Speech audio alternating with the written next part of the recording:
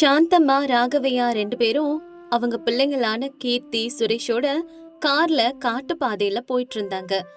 திடீர்னு கார் நின்னுடுச்சு. சுரேஷ் கார்ல இருந்து இறங்கி சுத்தி முத்தி பாக்குறான். அப்பா, ஊர் ரொம்ப தூரத்துல இருக்கும் போல இருக்குப்பா. இந்த காட்டை பார்த்தா மிருகங்கள் இருக்கிற காடு மாதிரியும் தெரியல. இருந்தாலும் நம்ம கொஞ்சம் ஜாக்கிரதையா இருக்கணும். நான் சுத்தி பார்த்துட்டு யாராவது இருக்காங்களான்னு கேட்டுட்டு வரேன். நீங்கெல்லாம் எங்கேயும் போகாம இங்கேயே பாதுகாப்பா இருங்க. வேண்டாண்டா சுரேஷ், முதல்ல சாப்பிட்டுட்டு போ. வீட்ல இருந்து பிரியாணி எடுத்துட்டு வந்திருக்கேன்ல, எல்லாரும் சேர்ந்து சாப்பிடலாம். அப்புறம் போலாம். நீ அங்க பாருங்கப்பா, ஒரு குகை தெரியுது. அங்கே எல்லாரும் உட்கார்ந்து சாப்பிட வசதியா இருக்கும்னு நினைக்கிறேன். அங்கே போய் உட்கார்ந்து சாப்பிடலாம். வாங்க எல்லாரும் போலாம். கீர்த்தி ஒரு சாப்பாட்டு கேரியரை குகை வாசல்ல வச்சுட்டு மீதி எடுக்கிறதுக்காக திரும்பவும் காரை நோக்கி வர்றா. கொஞ்ச நேரத்துக்கு அப்புறம் சாந்தம்மா, ராகவையா, சுரேஷ் எல்லாரும் அங்கே வந்தாங்க. கீர்த்தி, நீ கொண்டுட்டு வந்து வச்ச சாப்பாடு கேரியரை காணோம். எங்க போச்சுமா? இங்கதானமா வச்ச. யார் எடுத்துட்டு போனாங்க? சுத்தி யாருமே இல்லையே. யார் எடுத்துட்டு போயிருப்பாங்க? இப்படி எல்லாரும் ஆச்சரியமா அங்கேயும் இங்கேயும் பாத்துட்டு இருக்கும் போது குகைக்குள்ள இருந்து யாரோ சாப்பிடுற சத்தம் கேட்டுச்சு. சந்தேகத்தோட எல்லாரும் குகைக்குள்ள எட்டி பார்த்தாங்க. அங்கே ஒரு ஏழை குடும்பம். பிரம்மையா, லட்சுமி, மோனிகா, மல்லிகா இவங்கெல்லாம் உட்காந்து பசியோட அந்த பிரியாணிய சாப்பிட்டுட்டு இருந்தாங்க. அவங்கள பார்த்ததும் சாந்தம்மா குடும்பம் அதிர்ச்சியில உறைஞ்சு போயிட்டாங்க. எங்களை மன்னிச்சிடுங்க, நான் தான் மோனிகா. நான் தான் அந்த சாப்பாடு பாத்திரத்தை உள்ள எடுத்துட்டு வந்தேன். நாங்க சாப்பிட்டு பல நாள் ஆச்சுங்க. இங்க சரியா சாப்பாடு கிடைக்கிறது இல்ல. பசி தாங்க முடியாம தான் உங்ககிட்ட கேட்காமலே எடுத்துட்டோம். எங்களை மன்னிச்சிடுங்க. அட சரி சரி, நீங்க ஒன்னும் பயந்துக்க வேண்டாம். நீங்க எல்லாரும் முதல்ல வயிறாறு சாப்பிட்டு முடிங்க. அவங்களும் சரின்னு சொல்லிட்டு அவங்களோட பசிய தீர்த்துக்கிட்டாங்க. சாப்பாடு முடிச்சதுக்கு அப்புறம் எல்லாரும் ஒரே இடத்துல இருந்து பேசிக்கிறாங்க. உண்மையா நீங்கெல்லாம் யாரு? இந்த அடர்ந்த காட்டுல இந்த மலை குகையில ஏன் தங்கியிருக்கீங்க? உங்களுக்கு ஏன் இந்த நிலைமை வந்துச்சு? சுரேஷ் அப்படி கேட்டதும் மோனிகா ஒரு பெருமூச்சோட அவங்களோட கதைய சொல்ல ஆரம்பிக்கிறான். எங்களோடது தாடைப்பள்ளிங்கிற ஒரு சின்ன கிராமம். அங்க புயல் வந்து வெள்ளம் வந்துருச்சு. நாங்க எல்லாத்தையும் இழந்துட்டோம். அதனால பிழைப்புக்காக இந்த காட்டுக்கு பக்கத்துல இருக்க கிராமத்துக்கு வந்து ஒரு சின்ன வீடு கட்டி வாழ ஆரம்பிச்சோம். ஆனா அந்த ஊர் ஜனங்க எங்களை அவங்க ஊர்க்காரங்களா ஏத்துக்கல. யாரும் எங்க கிட்ட ஒழுங்கா பேசக்கூட மாட்டாங்க. வேத்த ஆளுங்களா தான் பார்த்தாங்க. ஒரு நாள் அந்த ஊர் கோவில்ல திருட்டு நடந்துச்சு. அந்த பழி எங்க மேல விழுந்துருச்சு. இது பிளாஷ்பேக். ஊர் பெரியவரான ரங்கையா ஆட்களை கூட்டிக்கிட்டு பிரம்மையா வீட்டுக்கு வந்து பெரிய ரகலை பண்ணிட்டாரு. இங்க பாருங்க, இந்த கிராமத்துல இது வரைக்கும் இந்த மாதிரி திருட்டு நடந்ததே இல்ல. நீங்க வந்த அப்புறம் தான் அதெல்லாம் நடக்குது. மரியாதையா அம்மனோட தங்க நகைகளை திருப்பி கொடுத்துடுங்க. இல்லனா உங்களை போலீஸ்ல புடிச்சு கொடுத்துருவோம். ஒழுங்கா திருப்பி கொடுங்க, சரியா? இல்லங்க, நாங்க அந்த மாதிரி எந்த திருட்டு பண்ணல. எங்களுக்கு அந்த மாதிரி பழக்கமே இல்லங்க. எங்களை நம்புங்க. ஆமாங்க ஐயா, எங்களுக்கு அம்மனை கும்பிட மட்டும்தான் தெரியும். அம்மனோட நகைகளே திருடுற அளவுக்கு நாங்க கெட்டவங்க இல்லங்க ஐயா. எங்களை தயவு செஞ்சு நம்புங்க. இப்படிலாம் கேட்டா நீங்க உண்மையை சொல்ல மாட்டீங்க போல. உண்மையை சொல்றீங்களா இல்ல மரியாதை கெட்டுடும். சரி, நாங்க தான் திருடணும்னு சொல்றீங்கல்ல, போய் எங்க வீட்டு தேடி பாருங்க. ஏதாவது கிடைக்குதான்னு பாப்போம். ரங்கையா ஒரு ஆள் அனுப்பி வீடு முழுக்க தேட சொன்னாரு. ஆனா எதுவுமே கிடைக்கல. இருந்தாலும் ரங்கையா விடுற மாதிரி இல்ல. எங்க ஒழிச்சு வச்சிருக்கீங்கன்னு உண்மையை சொல்ல போறீங்களா இல்லையா? ஐயா, அந்த தரைய பாருங்க, தோண்டின மாதிரி இருக்கு. அங்கே தோண்டி பார்க்கலாம் ஐயா. அந்த தரைய தோண்டி பாக்குறப்ப ஒரு மூட்டையில அம்மனோட தங்க நகைகள் வெளியே வந்துச்சு. அத பார்த்து பிரம்மையா குடும்பமே அதிர்ச்சி ஆயிட்டாங்க. இப்ப உண்மை வெளியில வந்துருச்சுல. நீங்க தான் திருடுறங்கன்னு நல்லா தெரிஞ்சு போச்சு. மரியாதையா இப்பவே இந்த ஊரை விட்டு கிளம்பி போடணும். ஊர்ல யாரு கண்ணுல படக்கூடாது. அப்புறமும் இங்கே சுத்துனீங்க, போலீஸ்ல புடிச்சு கொடுத்துருவேன். ஐயா, எங்களுக்கு எதுவுமே தெரியாதுங்க ஐயா. யாரும் வேணும்னே இப்படி எல்லாம் பண்ணிருக்காங்க. எங்களை நம்புங்க ஐயா. அந்த நகைகள் எப்படி வந்துச்சுன்னு தெரியாதுங்க ஐயா. நாங்க உங்களை இதுக்கப்புறம் நம்ப தயாரா இல்ல. எல்லாரும் இப்பவே கிளம்புங்க. இதாங்க நடந்துச்சு. அந்த ஊர் பெரியவர் ரங்கையா ஐயா அப்படி மிரட்டி சொன்னதும் எங்களுக்கு என்ன பண்றதுன்னே தெரியல. அதுக்கப்புறமும் நாங்க அந்த ஊர்ல இருந்தா எங்களை போலீஸ்ல புடிச்சு கொடுத்துருவேன் வேற சொன்னாரு.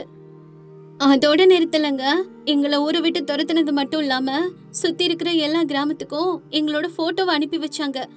நாங்க எந்த ஊருக்கு போனாலும் எங்களை பார்த்த உடனே எல்லாரும் கதவை மூடிப்பாங்க. எங்களுக்கு வேலை கொடுங்கன்னு கேட்டா நாய் துரத்துற மாதிரி துரத்துனாங்க. எங்களை யாருமே ஒரு மனுஷனா கூட மதிக்கல. நாங்க ரொம்ப கஷ்டப்பட்டோம். எங்க போறது எப்படி வாழ்றதுன்னு தெரியாம உசுரை காப்பாத்திக்க இந்த காட்டுக்குள்ள வந்து இந்த குகையில தங்கி இருக்கோம் தம்பி. இந்த உலகத்தோட கண்ணுக்கு நாங்க திருடுங்க. ஆனா அந்த சாமிக்கு தெரியும். ஆமா தம்பி, யாரோ திருடிட்டு அந்த பழிய எங்க மேல போட்டுட்டாங்க. எங்கனால நாங்க திருடங்க இல்லங்கறத நிரூபிக்கவும் முடியல. ஊர்ல மக்களோட மக்களா வாழவும் முடியல. என்ன பண்றதுனே தெரியல. எங்க நிலைமை ரொம்ப மோசமாயிடுச்சு தம்பி. சாப்பாட்டு கூட வழி இல்லாம இருக்கோம். அன்னையில இருந்து பசியோடவும் அவமானத்தோடவும் இந்த குகையிலே காலத்தை தள்ளிட்டு இருக்கோம். இன்னைக்கு நீங்க சாப்பாடு கொண்டு வந்து வச்சதும் எங்கனால பசி தாங்க முடியல. என் தங்கச்சி அம்மா அப்பாவுக்காக உங்ககிட்ட கேட்காமலே நான் எடுத்துட்டு வந்துட்டேன். எங்களை மன்னிச்சிடுங்க. இவங்க எல்லாரும் சொன்னதை கேட்டு சுரேஷோட குடும்பத்துக்கு கஷ்டமா இருந்துச்சு. அட பிரமையா, கொஞ்சம் கேளுங்க. அந்த ஊர் பெரியவர் ரங்கையா வேற யாரும் இல்ல, என்னோட சொந்த தம்பி தான். அவன் இந்த அளவுக்கு அநியாயம் பண்ணுவான்னு நான் கொஞ்சம் கூட எதிர்பார்க்கல. நீங்க ஒண்ணும் கவலைப்படாதீங்க, நான் அவகிட்ட பேசுறேன். உங்களை எங்களோடவே திரும்ப அந்த ஊருக்கு கூட்டிட்டு போறோம். எதுக்கும் பயப்படாதீங்க.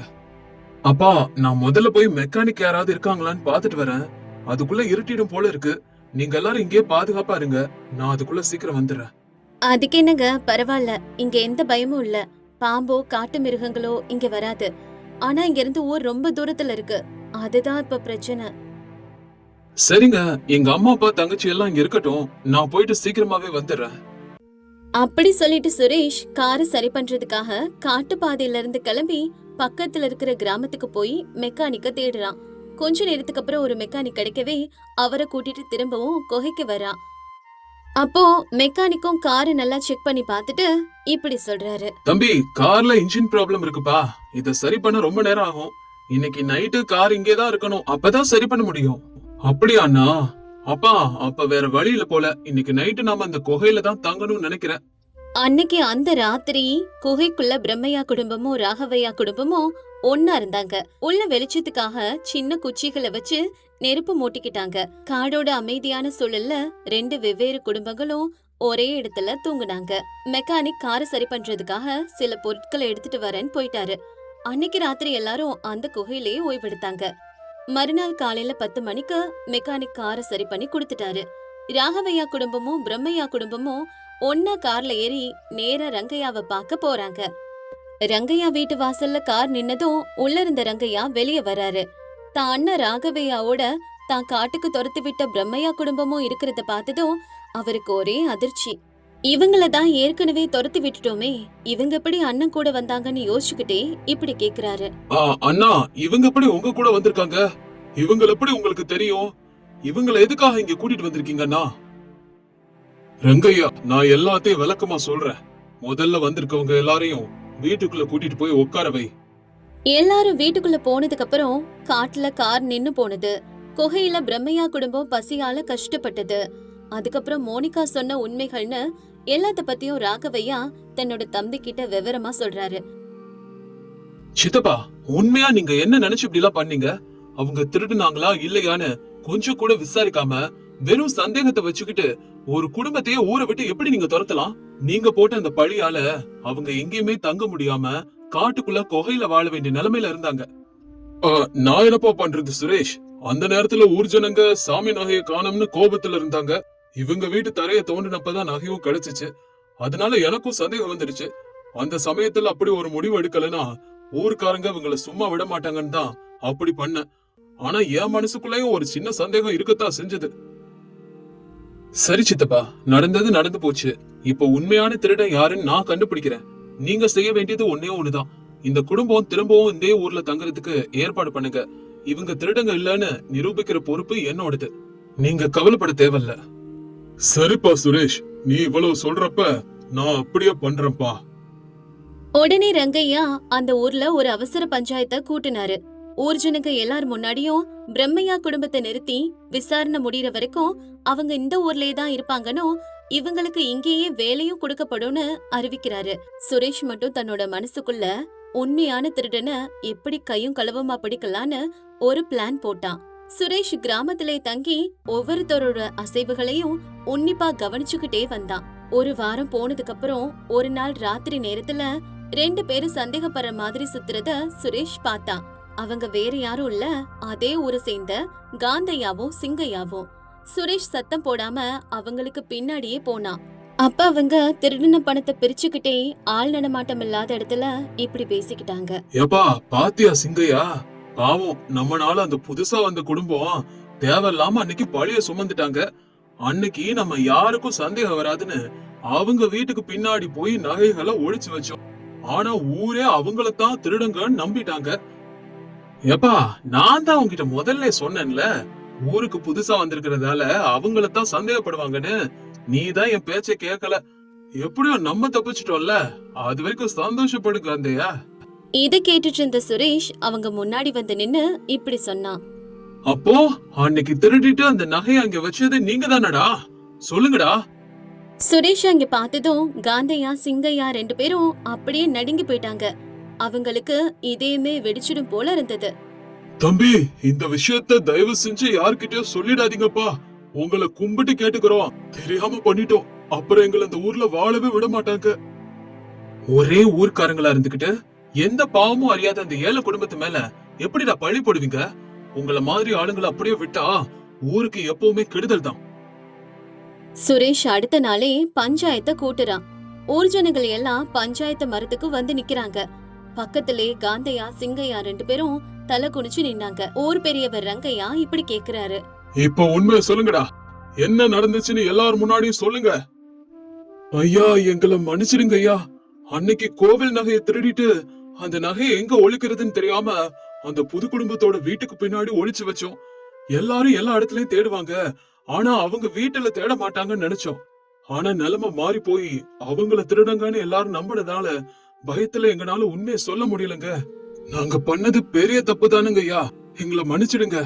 உண்மையை கேட்ட கிராமத்து ஜனங்க எல்லாரும் அப்படியே வாயடிச்சு போய் அதிர்ச்சி அடைஞ்சிட்டாங்க. பிரம்மையா குடும்பத்துக்கு நடந்த அநியாயத்தை நினைச்சு வருத்தப்பட்டாங்க. இப்படிப்பட்ட கேவலமான திருட்டு வேலையை பண்ணதுக்காக காந்தையா சிங்கையா உங்களை குடும்பத்தோட இந்த நிமிஷத்துல இருந்து ஊரை விட்டு தள்ளி வைக்கிறேன். உங்க சொத்துக்கள் எல்லாம் பறிமுதல் செய்யப்படுது. உடனே நீங்க குடும்பத்தோட ஊரை விட்டு வெளியேறணும். அவங்க 2 பேரும் எவ்வளவு கெஞ்சினாலும் ஊர் ஜனங்களும் ரங்கையாவும் கேட்கவே இல்ல. வேற வழி இல்லாம அந்த 2 குடும்பங்களும் பிரம்மையா குடும்பம் போன மாதிரியே அதே காட்டுல இருக்க மலை குகைக்கு போய் தஞ்சம் அடைய வேண்டியதா போயிடுச்சு. தப்பு பண்ணவங்கள இயற்கையே பழி வாங்கின மாதிரி அதே தண்டனை கிடைச்சிருச்சு. பிரம்மையா குடும்பம் திரும்பவும் மரியாதையோட கிராமத்துக்குள்ள கால் எடுத்து வச்சாங்க. தங்களோட மானத்தை காப்பாத்தின சுரேஷுக்கும் ராகவையா குடும்பத்துக்கும் பிரம்மையாவோட குடும்பமே கண்ணீரோட நன்றி சொன்னாங்க. அதுக்கப்புறம் அந்த ஏழை குடும்பம் திருட்டுப்பள்ளியில இருந்து தப்பிச்சு கிராமத்துல எல்லாரோடையும் சேர்ந்து சந்தோஷமா வாழ்ந்தாங்க.